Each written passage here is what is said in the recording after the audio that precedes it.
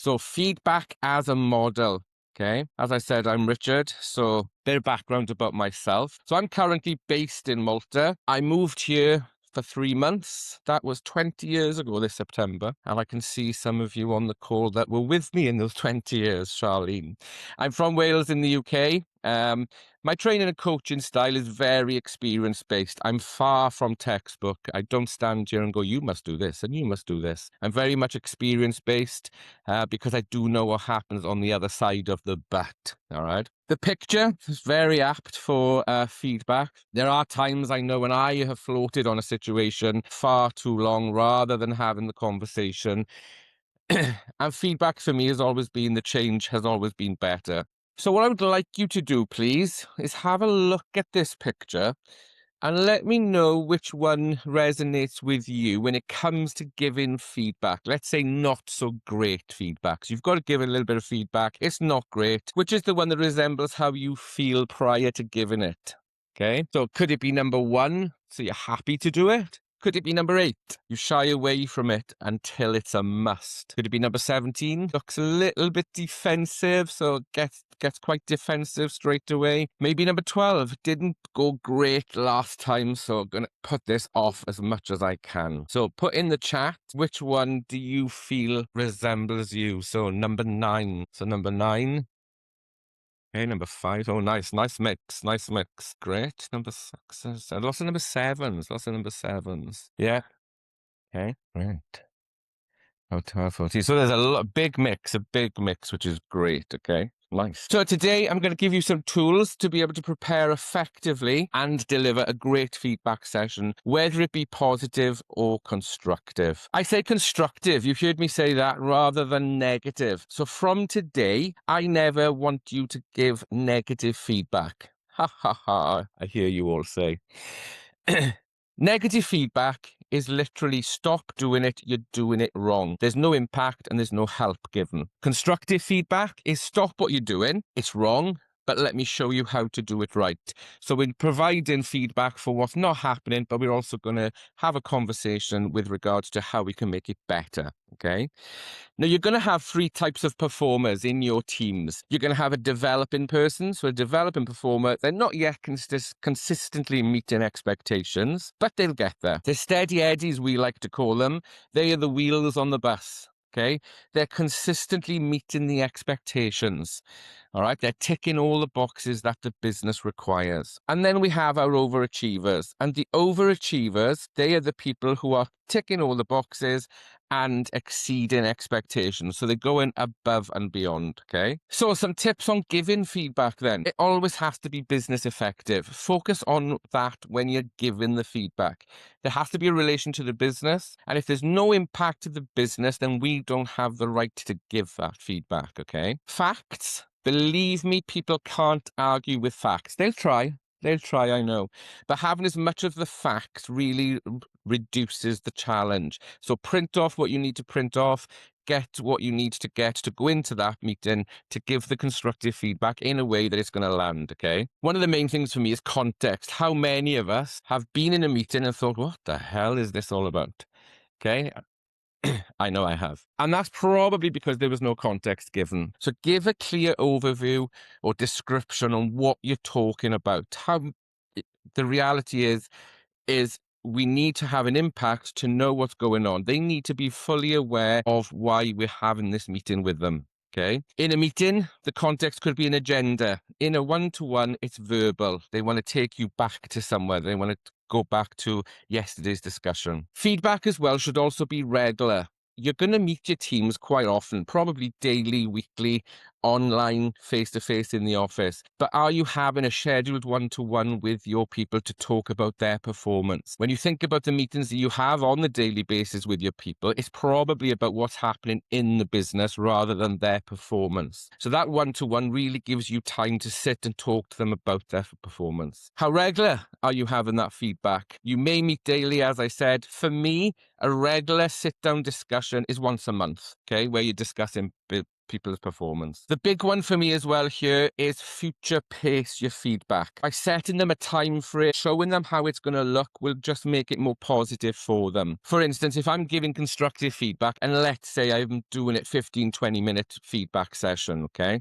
I probably spend 5 to 7 minutes max talking about what went wrong. The remainder of that meeting is talking about how can we make it better? What is it I can do to help them? What is it they need to put in focus?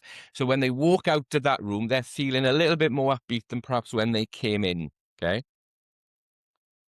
The other thing to think about as well is real-time feedback. Love real-time feedback, okay? What is real-time feedback? It's instant advice or comments when it's actually happened or just happened, okay? It's about acting really quickly. So provide the feedback as soon as possible after observing it happening, okay?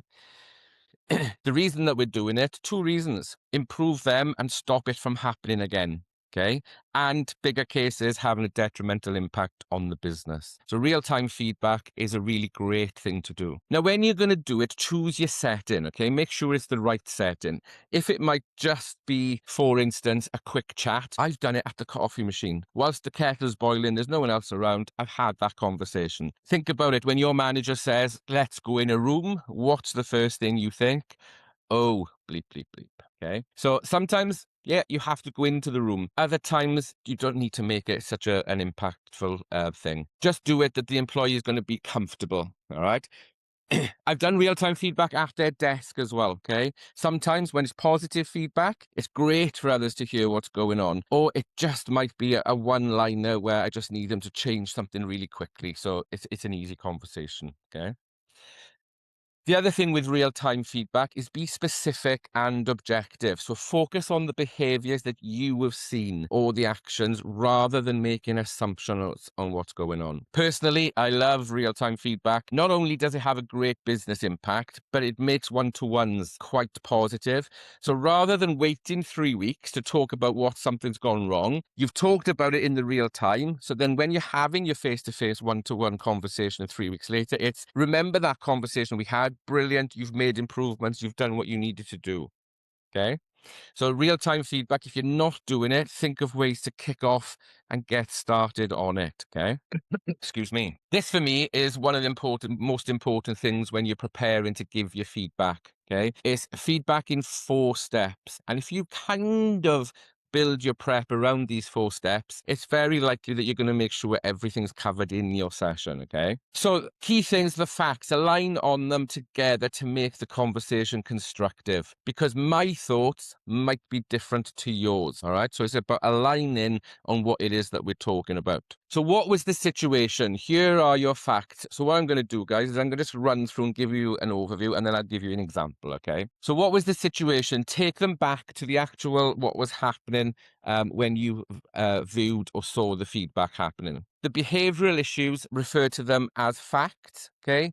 Because you have seen it. Behavior, remember, you're only going to give the feedback if that behavior is impacting the business. We don't have any right to discuss behaviors having no impact, okay? But when it comes to the behavioral issue, you have to observe it and you have felt the behavior, because that's then what makes it the fact. All right. If it's not fact behavioral feedback, you just eliminate the second point on the slide. Okay. So what was the impact to the business? So there always has to be an impact, as I said, and the future paced, what does good look like? So be specific. Okay.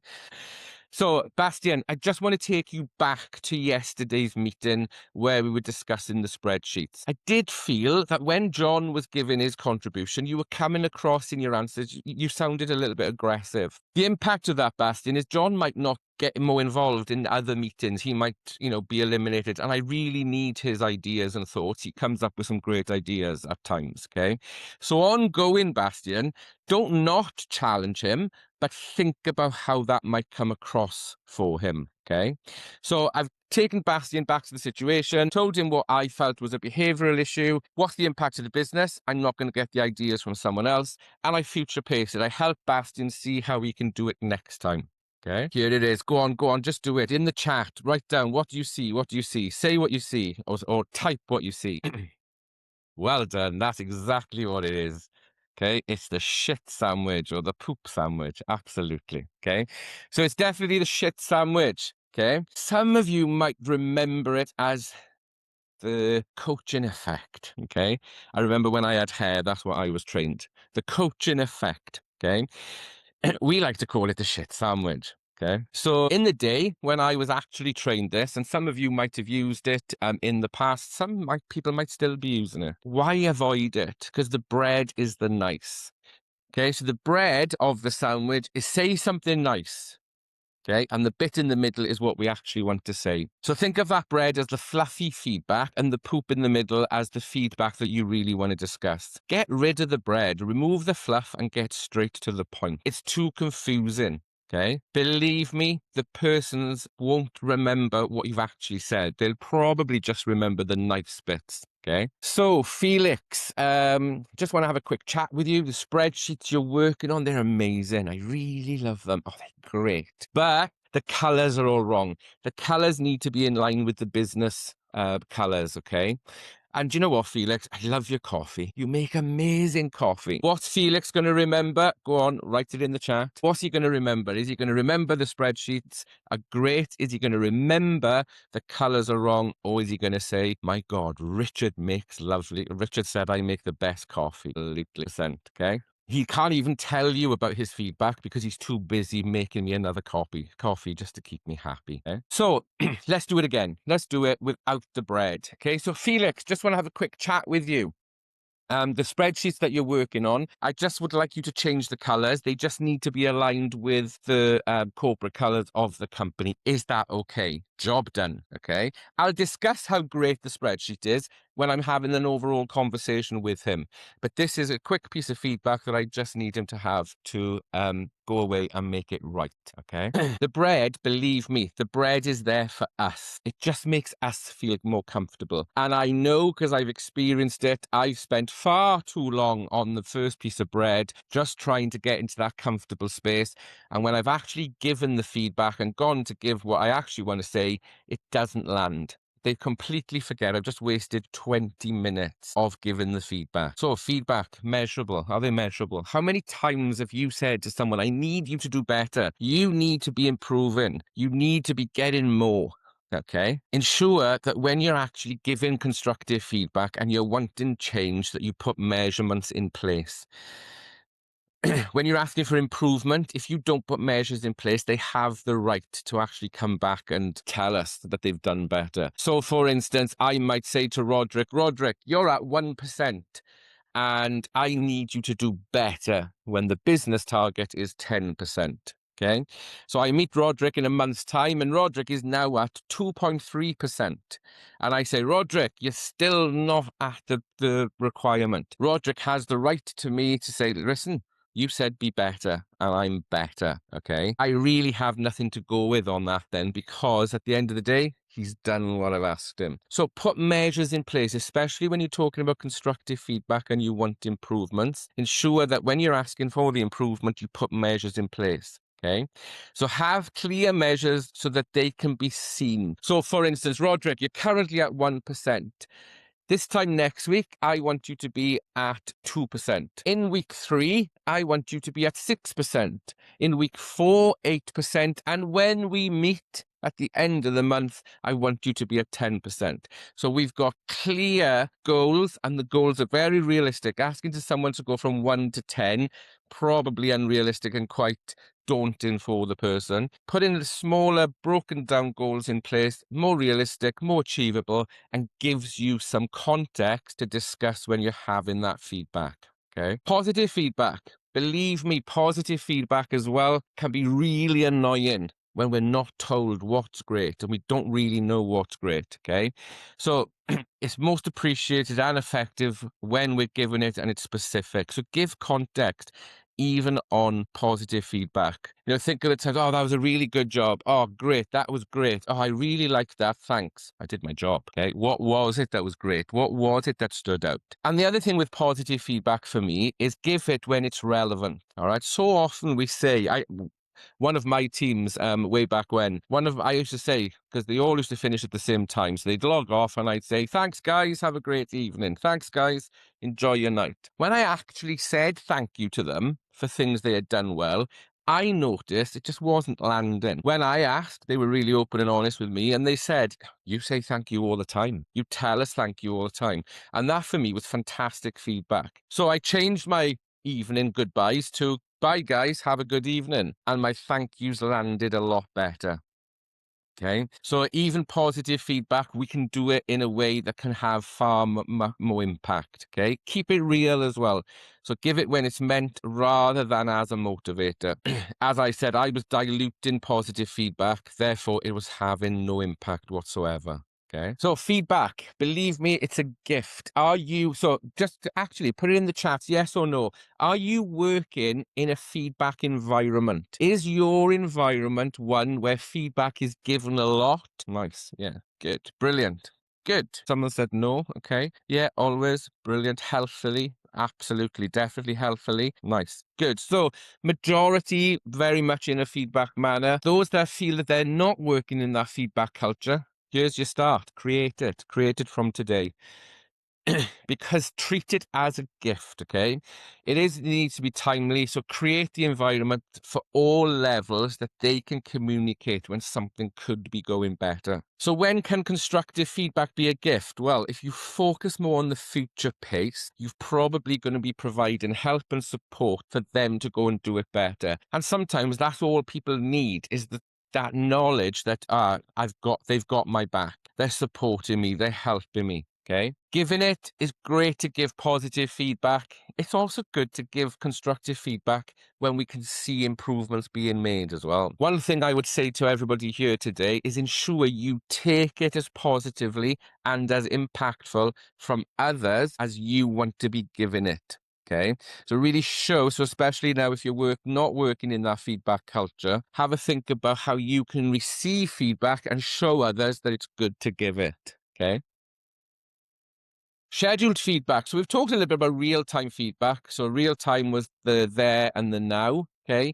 Scheduled feedback. Again, yeah, just put a yes or a no. Do you have regular ones? So regular being monthly or less. Do you have scheduled one-to-one sessions with your people, with your direct reports? Yeah, monthly. Good. No.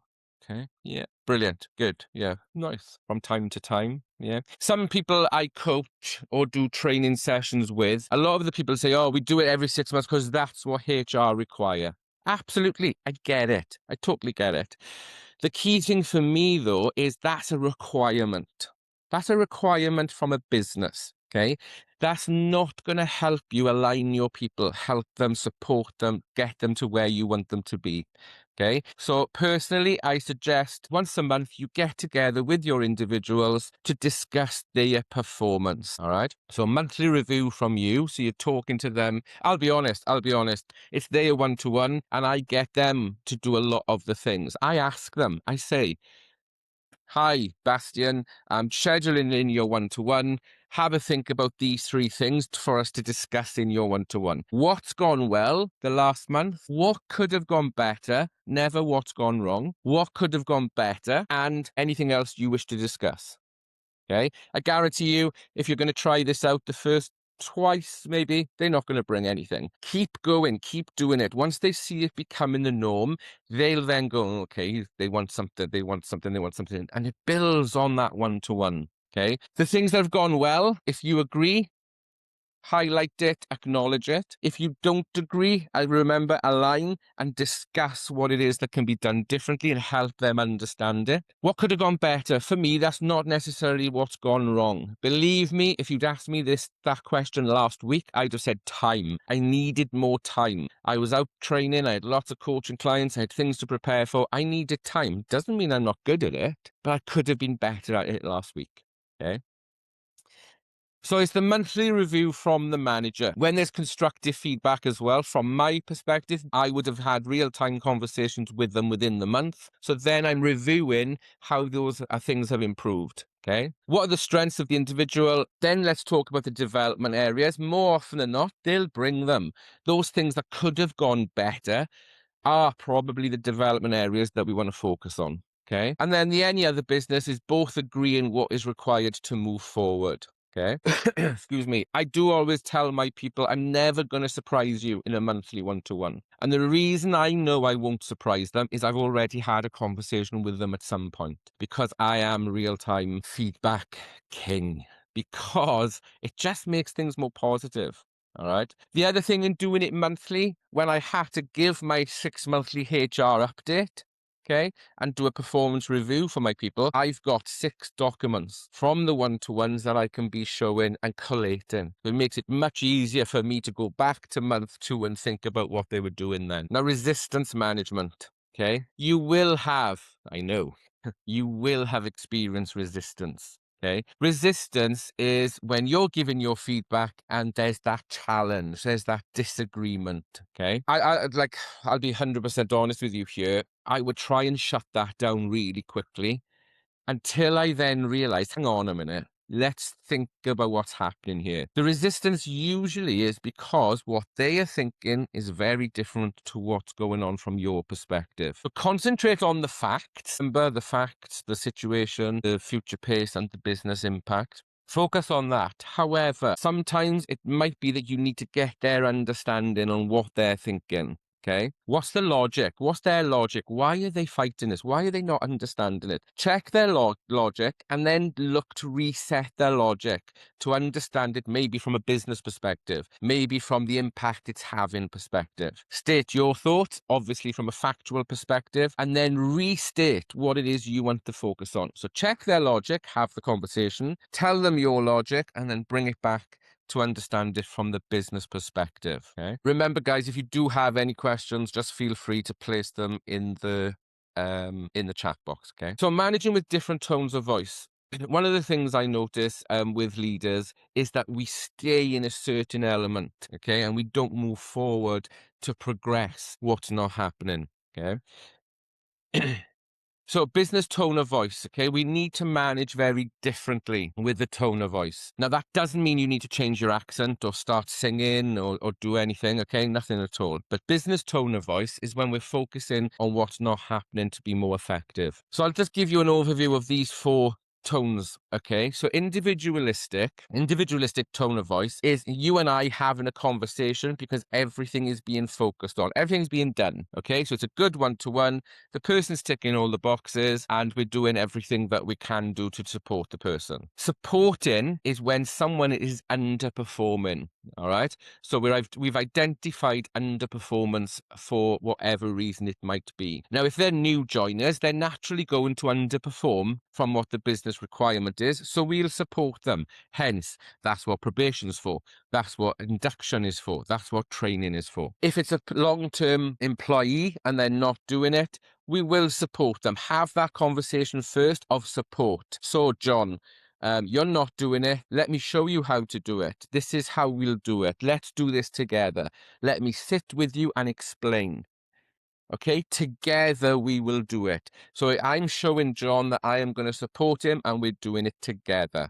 Okay. Directive is, so as leaders, we tend to stay in that supporting. Okay. We stay supporting, and we don't move on to the next level without tone of voice. All right. Think about it. When you've managed, you might be going through it now, but when you've managed an underperformer, have you stayed too long in the supporting? Okay, could you have dealt with things a little bit quicker and moved it on as it needed to be? Okay. So directive feedback, okay, is underperformance, that they're not doing it, but we've already provided that support, okay? When I move into directive, it's because I feel I've done everything I can to support them. I've given them the extra training. I've given them the extra support. I've given them side by side, whatever they need, I've done it, all right? So for me, I've done everything I possibly can. Now I need to move into directive. Okay. Directive is, John, you are not doing what the business requires and I need you to do it. Okay. So the business requirement is 10%. You need to be reaching 10%. Okay. I know he can do it because I've supported him through it and he's shown me and he's identified that we can do it. He's just choosing not to, or it might be that he can't do it because he hasn't got the skill. All right. So supporting, let me help you. Let me show you.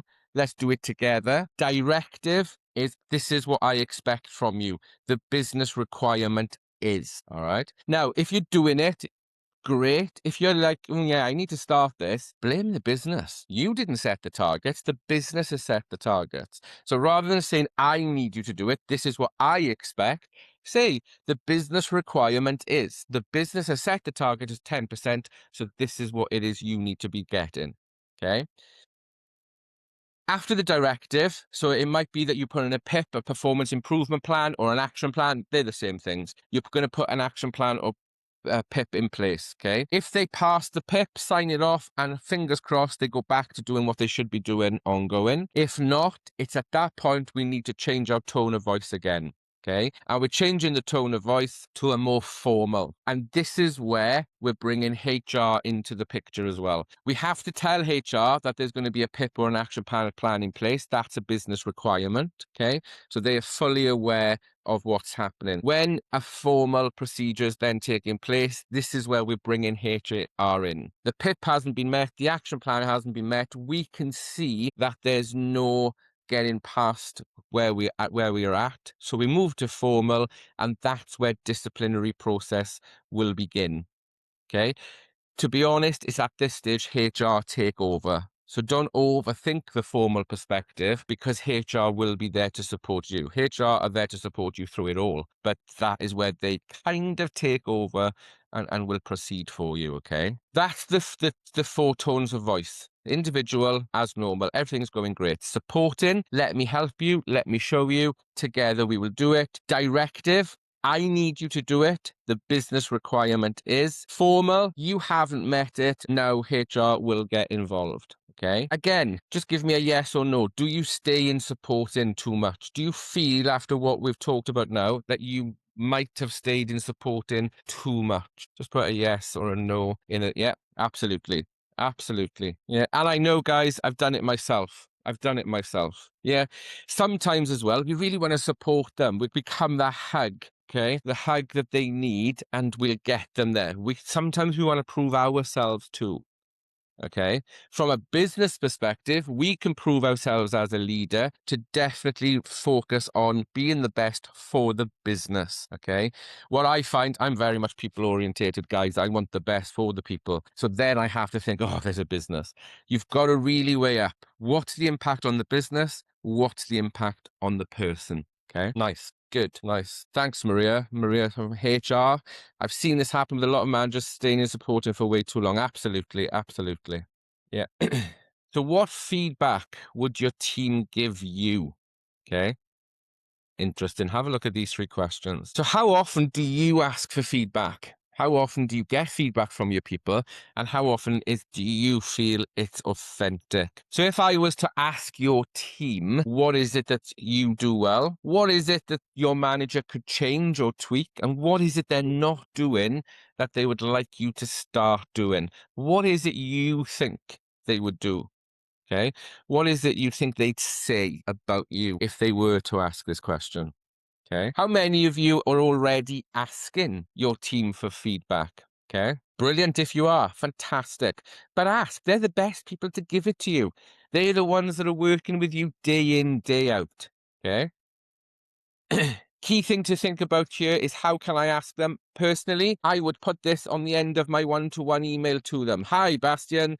Remember I was booking in your one-to-one? So here's what I want you to think about. What's gone well? What could be going better? Anything else you want to discuss? If we get time, I would love some feedback from you. Have a think about these three questions. What is it I do well? What is it I could do differently? What is it I'm not doing that you would like me to start? Okay, and as a joke in brackets, I put, keep it business orientated. Okay. Reality is, they're the best people to give you this feedback. Ask them.